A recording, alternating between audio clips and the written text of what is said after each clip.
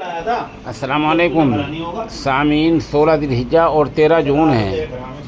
ख़बर का उन्वान है ईरान का इसराइल पर जवाबी हमला। 100 ड्रोन दागे 1 या 2 घंटे में इसराइल पहुंचेंगे, जबकि सुबह ईरान के 4 एटमी और 2 मिलिट्री ठिकानों को तबाह कर दिया गया था। ईरान ने इसराइल पर जवाबी हमले में 100 से ज़्यादा ड्रोन दागे हैं। इजराइल डिफेंस फोर्सेस ने दिफाई फौज ने कहा है कि ये ड्रोन अगले 1 से 2 घंटे में इसराइल पहुंच सकते हैं। फिलहाल ये ड्रोन इराक और जॉर्डन के एयर बेस में हैं। जॉर्डन की राजधानी ओमान में सायरन बजने शुरू हो गए हैं। टाइम्स ऑफ इसराइल के मुताबिक IDF ने वार्निंग दी है कि ईरान जल्द ही एक बड़ा मिसाइल हमला कर सकता है। इससे पहले आज सुबह इसराइल ने ईरान पर 200 फाइटर जेट से हमला किया था।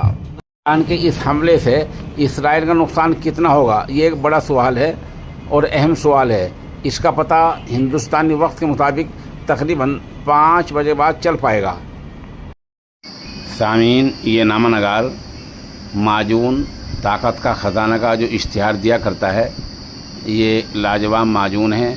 उम्र के साथ साथ जो कमज़ोरी आ जाती है उसको दूर कर देता है और अभी ये रियायती कीमत पर मिल रहा है।